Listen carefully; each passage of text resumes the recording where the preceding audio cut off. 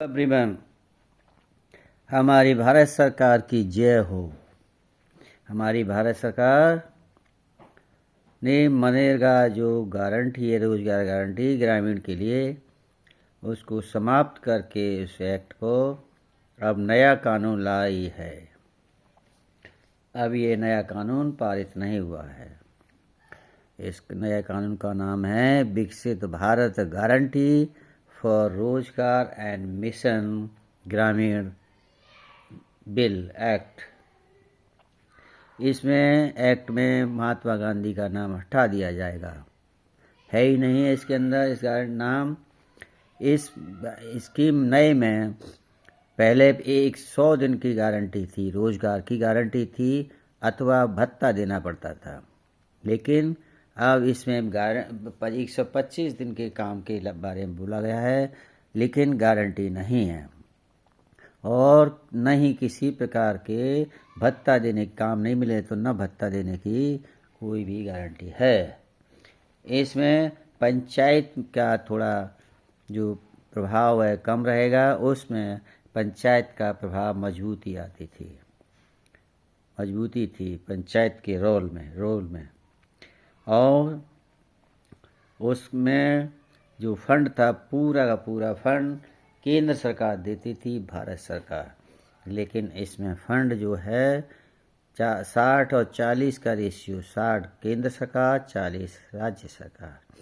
इसमें अगर राज्य सरकार में फंड नहीं होगा तो ये स्कीम लागू नहीं होगी उस समय। इसमें पुरानी स्कीम में पूरे साल रोजगार मिलता था 100 दिन की गारंटी के हिसाब से, लेकिन इसमें अब नहीं होगा क्योंकि कृषि का जो फसल का टाइम होगा, कटाई और बुवाई के टाइम पर, उस समय ये गारंटी स्कीम नहीं रहेगी, बंद रहेगी। ये पूरी लिखित में है इसमें।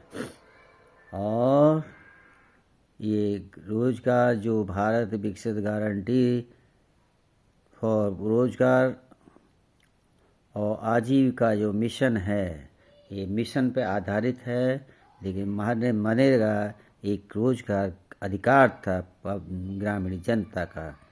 इस प्रकार से हमें ये लगता है कि इससे कोई भी फायदा नहीं होने वाला ग्रामीण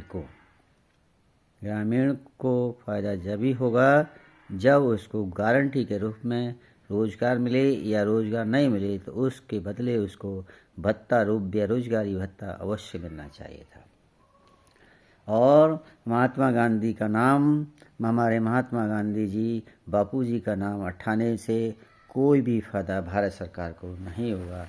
ये ऐसा लगता है कि इसमें राजनीति का भी थोड़ा अंश लग रहा है, प्रेरित होकर कि वो मनरेगा किसी दूसरी पार्टी की स्कीम थी, ये भारत सरकार दूसरी पार्टी की है इस समय, इसलिए महात्मा गांधी का नाम उन्होंने हटाकर दूसरा नाम रख दिया।